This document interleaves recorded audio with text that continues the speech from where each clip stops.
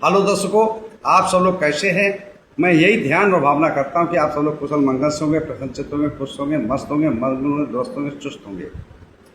जैसा कि मैं हर रोज कहता हूं, फॉलो सब्सक्राइब करो न करो ये तो आपकी मर्जी है, पर ध्यान लगाकर, चित्त लगाकर, मन लगाकर, दिमाग लगाकर, माइंड लगाकर सुनते रहो, बस यही हमारी अर्जी है, बस यही हमारी अर्जी है, बस यही हमारी अर्जी है। तो मित्रों, जैसा कि हम लोगों की दंपति की गाथाओं का पाठ चल रहा है, तो आज की दंपति की गाथा है 382 और भिक्षुभज्ञ की है 23वीं। दंपति गाथा है 382 और भिक्षुभज्ञ की है 23। तो इस गाथा को तथागत सम्यक संबुद्ध ने किस उद्देश्य पर, किस कारण, किसको लक्ष्य बनाकर और किस स्थान पर, किस जगह पर उपदेशित किया, चलते हैं उस कथा तरफ, उस व्यथा की तरफ। एवं मे सुतंग एकं समयं भगवास विहरति सावत्यं विहरति पुब्बाराम विहारे। ऐसा मैंने सुना, एक समय तथागत सम्यक संबुद्ध पुब्बाराम, जो विशाखा द्वारा बनाया हुआ था, श्रावस्ती में महाउपासिका जो थी, उस विहार में विहर रहे थे। पुब्बाराम नाम था उसका। तो उसमें की घटना, उसमें वाक्यार्थ चलते हैं कथा की तरफ कि जो भगवान बुद्ध के परम शिष्य थे अनिरुद्ध, उन्होंने एक श्रामणेर बनाया था। 7 वर्ष की अवस्था में श्रामणेर था, उसकी आयु 7 वर्ष की थी। क्या हुआ कि हिमालय के जंगल में अनिरुद्ध जो है वो बीमार पड़ जाते हैं। श्रामणेर उनके साथ था और उसने 7 दिन के अंदर ही अरहत्व पद को प्राप्त कर लिया था श्रामणेर ने।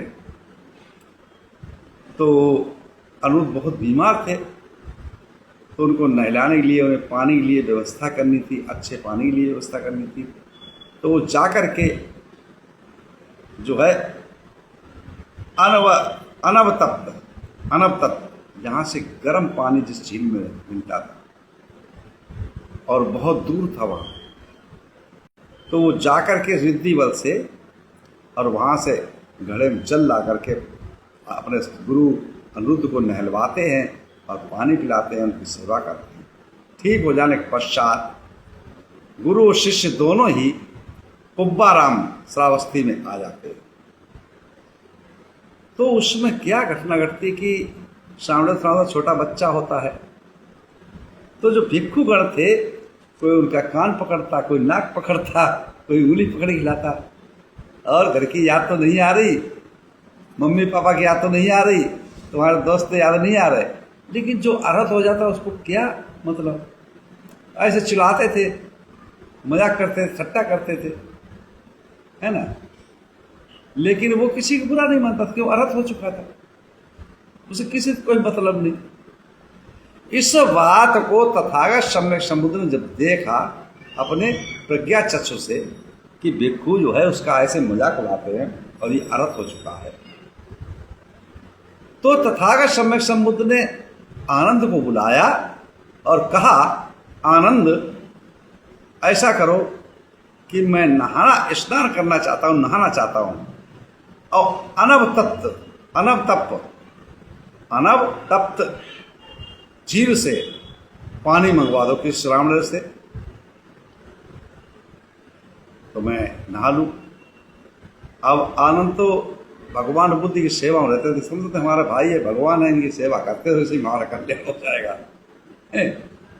तो वो आज्ञाकारी थे, गए और जाकर सभी श्रावणों ने कहा, तो श्रावणों ने सबसे मना कर दिया। और जो अर्हत हो चुके थे वो तो जानते थे कि भगवान बुद्ध का लक्ष्य क्या है, सुमो श्रावण का, तो उन्होंने तो पहले सिर ला दिया। और जो नहीं जानते, जो अर्हत नहीं थे, उन्होंने असमर्थ थे, क्योंकि वहाँ से बहुत दूर पड़ता था हिमालय श्रावस्ती से, और हिमालय के पहाड़ियों के बीच में वो झील थी, है, तो कितनी दूरी रही होगी। वो नहाने के लिए क्या तुरंत कौन ले आ सकता है, जहाँ सैकड़ों किलोमीटर की दूरी है, हजारों किलोमीटर की दूरी है?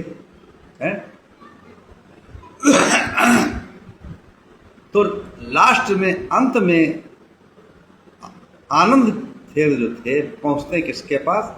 सुमन श्रावण के पास।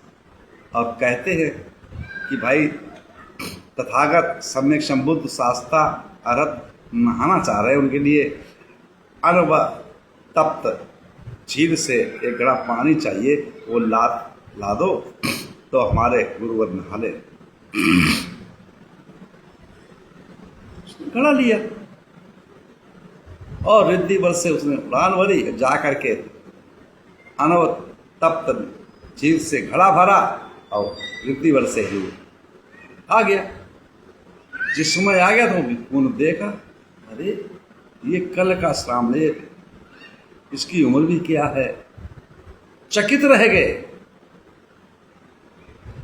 असमंजस में पड़ गए। हमको 20-20 साले होंगे, 30-30 साले होंगे भिक्खु बने हैं, और हमको ये रिद्धिवर प्राप्त नहीं हो पाया, हमको ये चमत्कार दिखाने का मौका नहीं मिल पाया, हमको ये शक्तियां प्रदान नहीं हुई। और ये जरा से नन्हे बच्चे को इतनी शक्ति, इतना रिद्धिवर, इतना शक्तिवर। तो तथागत समय से जो बहाना था, नहाया और नहा करके और समस्त भिक्षु संघ को आमंत्रित किया, वहां बैठाया। उसी समय पर इस गाथा को उपदेश किया। क्या कहा? गाथा में बात में समझाऊंगा कि देखो, जो बुद्ध के धम्म में आरूढ़ होता है, उसको अमल में लाता है,